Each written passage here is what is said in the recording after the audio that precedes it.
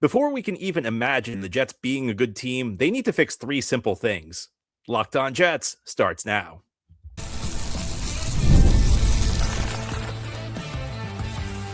You are Locked On Jets, your daily New York Jets podcast.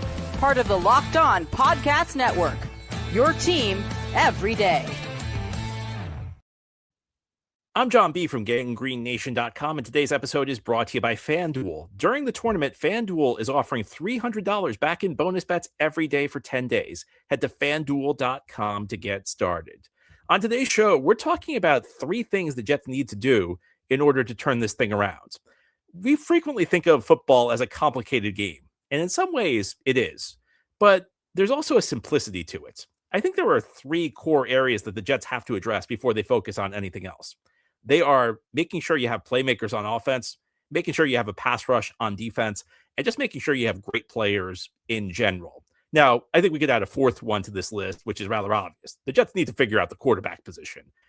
We have been going virtually generations trying to find a long-term franchise quarterback here in New York. And for the most part, we failed. There have been a few brief moments of success. You could go back to Ryan Fitzpatrick's 2015 season where he set a bunch of team records. You could talk about Chad Pennington's brief run in the 2000s. We could go back even to Ken O'Brien, who had a good stretch in the 1980s. Maybe an odd good season here or there, Vinny Testaverde in 1998, but Jets really have not been able to figure out the quarterback position. They got to do that. I think that that's fairly obvious. But I think at this time of the offseason, you're mostly done with free agency. There might be a few additions here or there, and that'll go on through the summer. I'm sure the Jets will sign players once we get into May and June. Those will be guys who are coming off injuries, who need to work out for teams. Maybe some older players just trying to extend their career, who go to teams in desperate need of a guy at their position after the draft. But this is a point where you start assessing, what do we need as a football team? And frequently we talk about this in terms of positions, and there's value to that. And a little bit later on the show, we'll go into more of a positional needs focus. But I think one thing that the Jets are lacking, and this has been true for much of the last 2 decades, and it's been true, honestly, for most of the team's history. What the Jets are really lacking is just top-end talent, guys who change the game. At any given point, and this has been true through many bad Jet seasons, there are decent players. There are decent depth players, but they're frequently asked to do too much. The Jets ask guys who are good role players to maybe take on starting roles.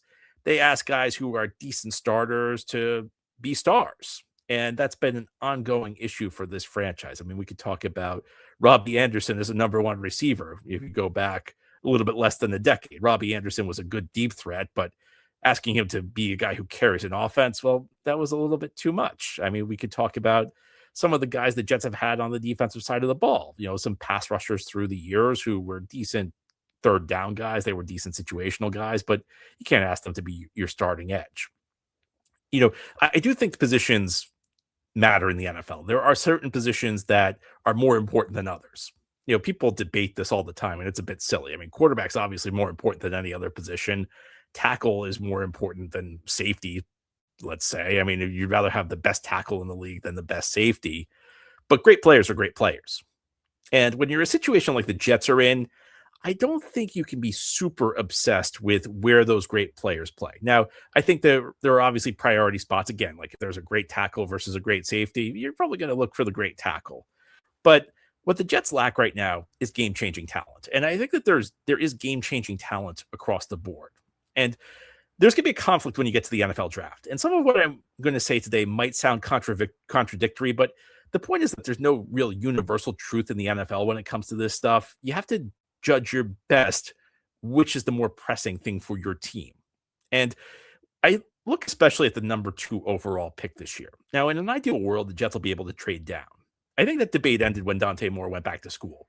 For a stretch, it looked like we were going to spend months arguing, should the Jets draft more? Should they try and focus on finally solving the quarterback position? Or should they trade down, potentially get a bounty of picks? Because that's what happens when you trade down in the top 5 for a team moving up for a quarterback. We've been on the other side of this back in 2018 when the Jets traded 3 second-round picks to move up 3 slots, and they eventually got Sam Darnold. I'm not going to say they moved up for Sam Darnold because at the time they made the trade, they really didn't know who they were getting. But they, again, 3 slots for 3 second-round picks. That was a huge package the Jets sent the Indianapolis Colts, and it's one that paid big dividends for the Colts, not so much for the Jets. Sam Darnold ended up being a good quarterback in this league, but not here. That's not the discussion anymore. In fact, in some ways, it would be good if the Jets could trade down because, in my view, there are a bunch of pass rushers who are roughly equal who could be available at 2. And if you move down, depending on how far you move, you potentially could lose out on a pass rusher. And it's important to find pass rushers, don't get me wrong, and we'll talk about that in a little bit. But more than anything, the Jets just need guys who can take the game over, and they can come at any position. And I think one of the reasons you hear the term positional value in this league, and you hear that some positions are more valuable than others, quarterbacks, obviously number one. The other positions that are viewed as value positions are wide receiver, tackle, corner, edge rusher. And then like in the middle, you have like the interior linemen on both sides of the ball, guards, centers, defensive tackles. Those are guys who, are increasing in importance, I think. I think particularly given the NFL struggle to develop quality offensive linemen. 20 years ago, I don't think guard was a premium position. In fact, there was a big philosophy that if you wanted a guard, you just take a college tackle who's not athletic enough to cover the edge and problem solved. Well, there's a real player development problem now on the college side on the offensive line. A lot of it goes back to the systems they run. Something I talk about a lot on this show is it's a rule that a lot of people don't know about, but it's worth discussing again. If you're an everydayer, you're probably familiar with the rule.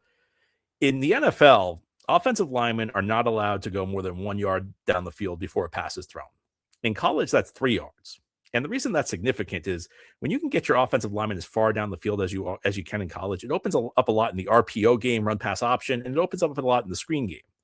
And that means that offensive linemen don't really have to worry about the drop back passing game. And that's where you learn the natural pass sets. That's where you learn how to really pass protect when your quarterback's dropping back in the pocket.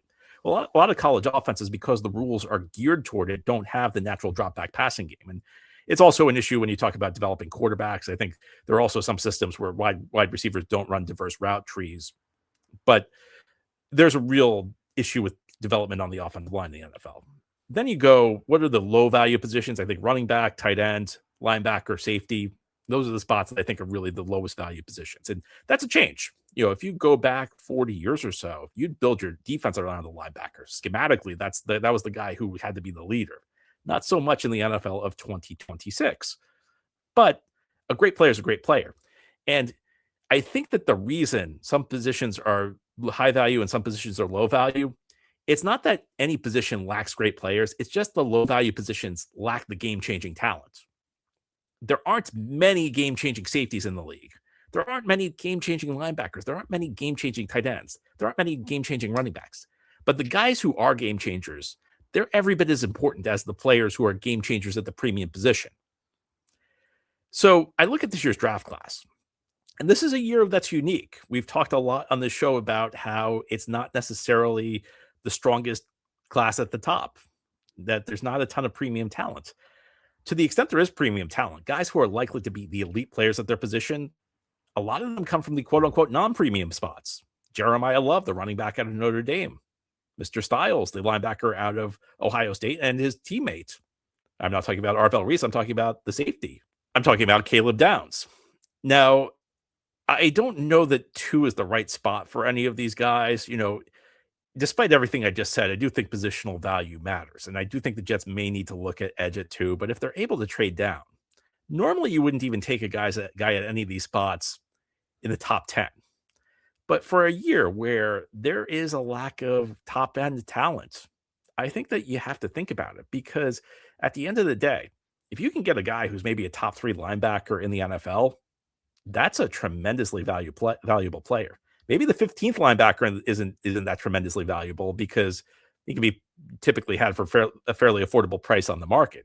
But you can get Styles as an elite linebacker, or if you can get Downs as an elite safety, or Love as an elite running back.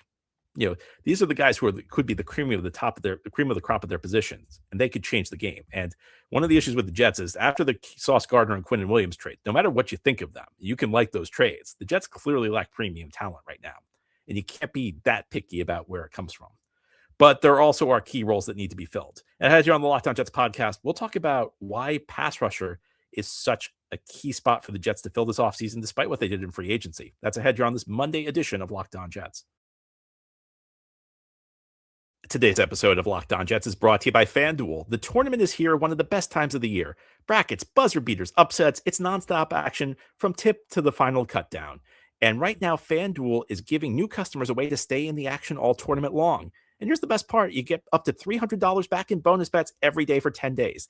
That means 10 chances to stay involved throughout the entire tournament. You can mix it up however you want, game picks, futures, or even same game parlays for bigger potential payouts. It's perfect for the tournament because every day there's something new, different matchups, new storylines, and more ways to get involved as the bracket unfolds. It's been an exciting tournament. Locally, St. John's, a thrilling win yesterday over Kansas. It's the best time of year for sports, and FanDuel is the place to get in on the action. So visit FanDuel.com to sign up today. That's FanDuel.com to get in on the action. Today's episode of Locked On Jets is brought to you by Indeed. Workplace chaos, deadlines stacking up, inbox overflowing, and the one position you have to fill still sitting open. When the pressure's on and you need the right hire, this is a job for sponsored jobs. Indeed Sponsored Jobs helps you reach the people who actually fit what you're looking for, skills, experience, location, so you're not just hoping the right candidate stumbles across your post. And here's a stat that says it all. In the minute I've been talking to you, companies like yours made 27 hires on Indeed, according to Indeed data worldwide. So if you're hiring, spend less time searching and more time interviewing candidates who check all your boxes with Indeed Sponsored Jobs. Spend less time searching and more time actually interviewing candidates who check all your boxes. Less stress, less time, more results. When you need the right person to cut through the chaos, this is a job for Indeed Sponsored Jobs. And listeners of this show will get a $75 Sponsored Jobs credit to help get your job the premium status it deserves at Indeed.com/podcast. Just go to Indeed.com/podcast right now and support our show by saying you heard about Indeed on this podcast. Indeed.com/podcast. Terms and conditions apply. Need to hire? This is a job for Indeed Sponsored Jobs. Thank you so much for making Locked On Jets your first listen or first watch every day, and for making Locked On the #1 sports podcast network. A big shout out to you everydayers. If you're new to the show, this is a daily podcast covering the New York Jets with new episodes each day through the week, Monday through Friday. Don't forget to check out the Everydayer Club for ad-free episodes and access to a group chat with other listeners of this show. Tap the link in the show notes or go to lockedonnyjets.supercast.com. On today's show, we're talking about the simple things. The NFL can be a very complicated league, but in some ways, it's actually pretty simple. The Jets are deficient right now in some pretty core areas, and they need to fix these problems before we can even talk about them potentially being a good team. Now, I think to be a great team in this league, you got to be complete. I'd never agree with people who say, oh, offense doesn't matter, it's a defensive league, or defense doesn't matter, it's an offensive league. And there was a lot of that second sentiment said a lot in recent years. People kept saying, just build the offense, the defense doesn't matter. Well, things are cyclical in the NFL. And over the last year or two, we've seen the rise of the defense. Now there's questions, what can offenses do to recover? The Seahawks, the dominant defensive team in the league, won the Super Bowl. And it was mostly dominant defenses who were playing deep in the playoffs. Patriots had a great defense. Broncos had a great defense. Broncos were much more defense than offense this year. The point is you have to build a complete team. But I think there are certain things that are prioritized over others. I don't think you want to get gashed in the run game. I think if you are an awful run defense, you're going to be a bad team. So I think that we need to put this in perspective because I'm about to tell you something, and I think people are going to take it the wrong way. You need to prioritize your pass defense over your run defense. Now, that's not me saying run defense is irrelevant. That's not me saying it's okay if your run defense is horrible, because it's not. But if I could be great in pass defense and decent in run defense, I'd take that over being decent in pass defense and great in run defense. That's just the way the league is built today. Now, I want to be great at both, but I think that pass defense has to be emphasized. But the way the league plays right now, it's really hard to cover. There really aren't many guys who can hold up one-on-one. Teams now run 3 receiver sets. It's pretty much the standard formation in the NFL. It's the standard player personnel group. You also can barely touch a receiver without being flagged. So you see a lot of zone in the NFL now. I don't think that that's going to change unless there is some sort of rule assessment that pushes things back the other way. I think unless the NFL comes up with rules that make it easier to play physical coverage, you're going to see zone continue to be the dominant coverage scheme in the NFL. And we have over 100 years of data that suggests that the NFL only changes the rules in one direction. The NFL only changes the rules to make offense easier. And that's been constant through the history of the league. And the reason for that is simple. People like high-flying offenses. It's more exciting than defensive struggles. So you have to find other ways to play coverage. Now, there are a handful of great corners in the league, but you know what? The Jets just traded one of them at the trade deadline. So I look at this year's NFL draft, and in theory, like picking a corner at 16 would be logical because the Jets need some help in their defensive secondary. But I find it difficult to trade away Sauce Gardner and use one of the two picks you got for him to pick his replacement, a guy who probably won't be as good. Now, granted, Sauce is about to become more expensive because his rookie deal is ending, so you save a little cap space. But, I mean, it's tough for me to get past that. You trade a guy away, maybe a top 3 corner in this league, and you draft a replacement. I always hate it when teams do stuff like that. I think that the logic behind trading Sauce Gardner was to reallocate your resources to a different area, mostly the offense, so you could help the next quarterback you draft. The way you shut down passing games is to get pressure to the quarterback. And sacks are important. I think you got to get sacks, but I think we underestimate the role of pressure. In fact, I can even cite you something Pro Football Focus has on their website. I'll read it directly off their site. Pressure that does not result in a sack is important too. Just pressuring the quarterback sees an average drop in passer rating of 32 points from 94.4 to 61.8 over the last 10 years. That's the equivalent of turning Ben Roethlisberger into Blaine Gabbert just by hurrying him in the pocket. So that's a big deal. The challenge is I look at this Jets defense and I don't even see like one guy who scares me if I'm an offense getting to the quarterback. And I know they just signed 2 guys in free agency, but you've got Kingsley Enagbare, who's got 11.5 sacks in 68 games. So one of the things I like to do when I take a look at player stats, I like to look at what his averages are career-wise per every 17 games played, because that's a full season. So Kingsley Enagbare, who the Jets just got from Green Bay, is averaging 2.9 sacks per 17 games. That's 2.9 sacks per season. This is an edge rusher. This is not a guy who's going to get to the quarterback all that much. And his career high, well, it was 4.5 sacks in 2024. So this is a guy who has not even had a 5-sack season as a pro. The other signing the Jets made, Joseph Ossai, a little bit better, 14.5 sacks in 61 games. That's an average of 4 sacks in 17 games. So that's better than Enagbare, but I mean, that's also not stellar. If we're being honest, I mean, maybe Ossai is a better run defender, but you don't really have a guy who can get to the quarterback. And Osai's career high sack total, well, it's the last 2 years he's gotten 5. So, I mean, that's okay. That's a depth player. That's a rotational guy. That's not a guy you can count on to get to the quarterback consistently. I mean, the only like silver lining for Ossai is that his pressure rate did tick up marginally in 2025. So maybe that's some sign of an upward trajectory. It also might just be statistical noise. So the point here is that you want to win games in the NFL, you got to be able to get to the quarterback. And the Jets don't really have guys who get to the quarterback right now. Now, Juwan Briggs actually started to flash a bit as a pass rusher after Quinnen Williams got traded, but Quinnen Williams was a difference maker. Juwan Briggs is a nice player. You know, I like Juwan Briggs. I'm not ready to say Juwan Briggs is really going to make a big difference as a pass rusher. Harrison Phillips, mostly a run defender. T'Vondre Sweat, mostly a run defender. David Onyemata, who the Jets got from Atlanta, good pass rusher, not a great one. But there's no one who really scares you. In fact, there's barely anybody who's average.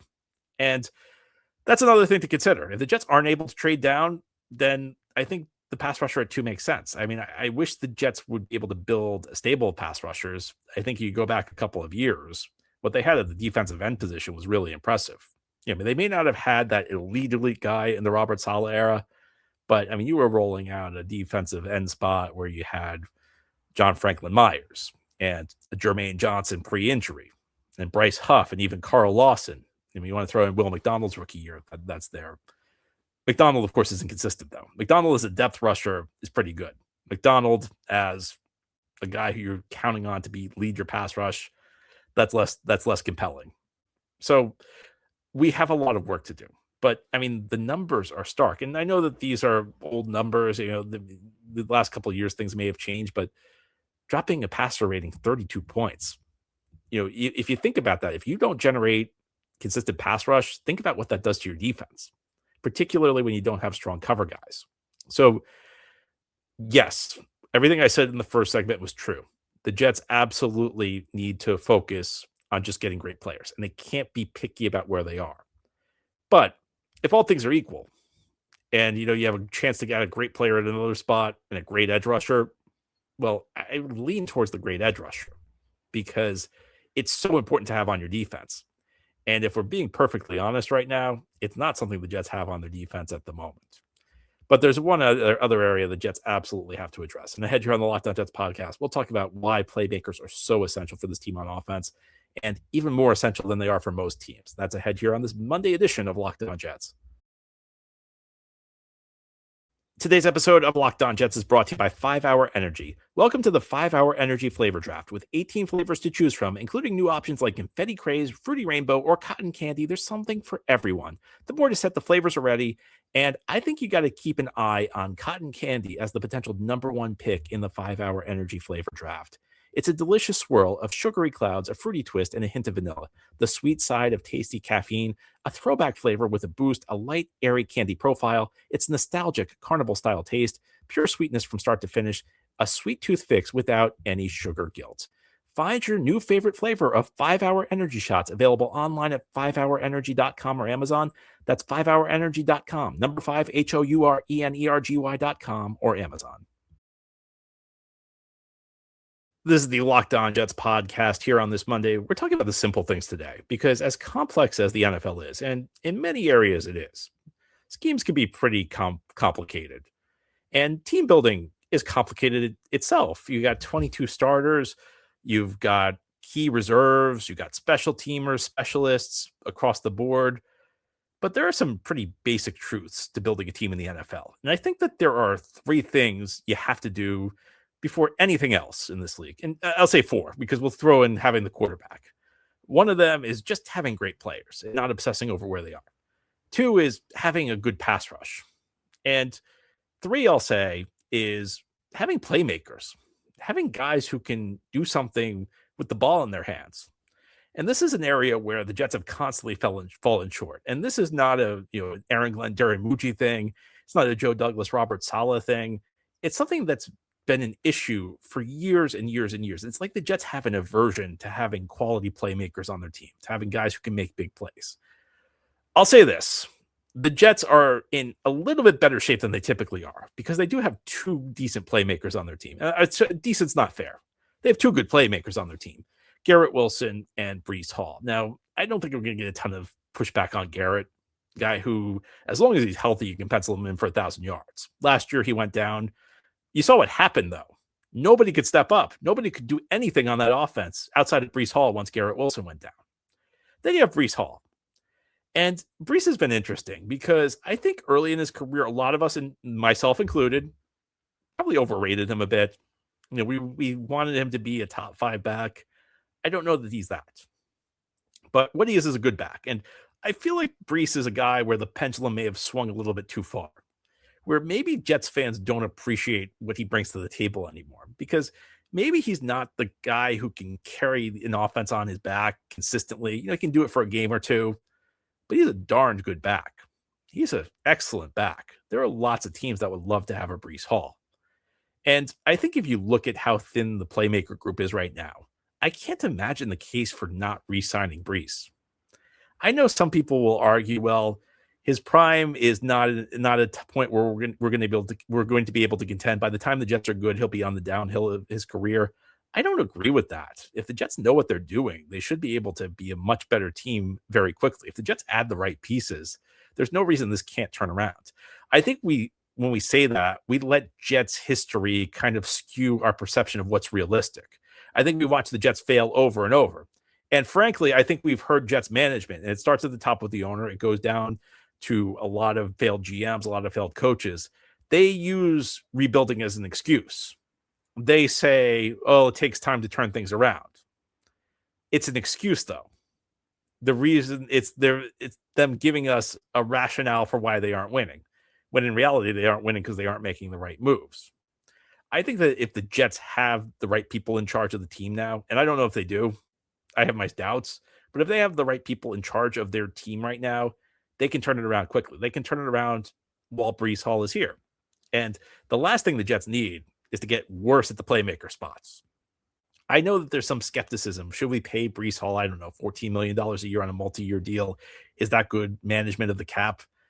The Jets have a lot of salary cap space over the next couple of years. Having salary cap space is a means to an end. It's a means to having a good team. Hoarding a ton of cap space is not the goal.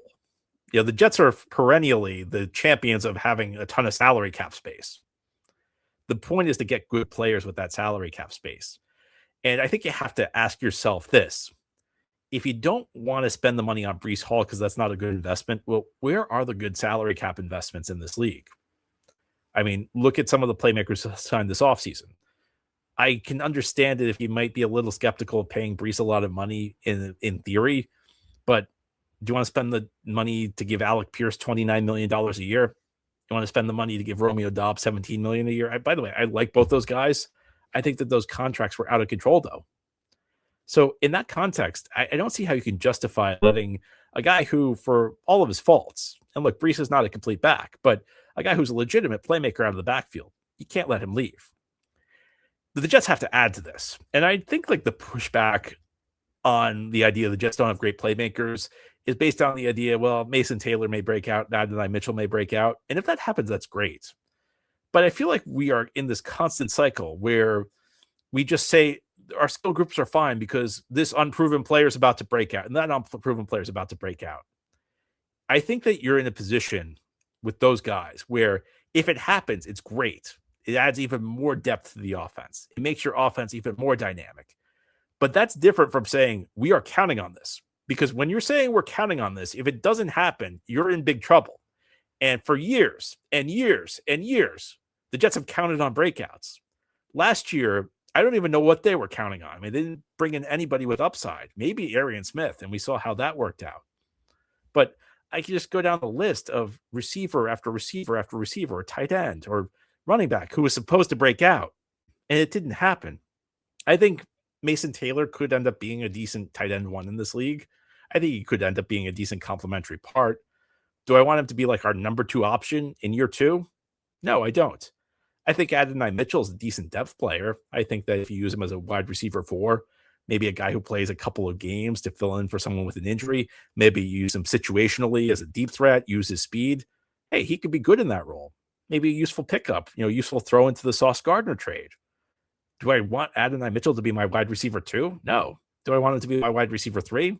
I guess I could live with it, but I don't feel great about it because I think one of the big functions of the wide receiver 3 is he's a guy you got to be able to trust can step into a WR2 role if one of your top 2 guys gets hurt. I don't know if Mitchell would be good in that role. So I don't know if he's great insurance. The Jets need to focus on adding playmakers. And of course, wide receiver is going to be a key focus. I've said many times over the last couple of weeks that I feel like pick 16, that Sauce Gardner pick that they got from Indianapolis, that could be the sweet spot for wide receiver, just the way the board is shaking out. But I think the Jets need to keep adding. I think the Jets maybe should look to add 2 receivers in the draft. And in future episodes of the show, we'll look a little bit deeper in the draft. We'll talk about, day 2, day 3 options that I think could be good fits for the Jets. And I think you also just need, in general, to take swings at guys who could be game-breaking players. Because right now, this offense is really lacking home run threats outside of Breece Hall, then maybe a little bit Adonai Mitchell. And it's even more pronounced right now because you're very much in the mode where you're trying to support a quarterback. It may not be a rookie. You look, the Jets could, of course, draft a rookie quarterbacks at some point this year. But you're dealing with Geno Smith, a guy who's kind of just trying to hold on to his career. A guy who's in his mid-30s, a guy who just had an awful year with the Raiders, a guy who really can't carry the team on his back. This is going to be a situation where the Jets have to give the quarterback support. If you put Geno Smith into the current infrastructure, it's going to be a really difficult situation. The Jets have to add quality playmakers around him. And yeah, you hope that guys break out. You hope that Adonai Mitchell grows into something more. You hope that Mason Taylor develops into a quality tight end one. If those happen, again, that's great.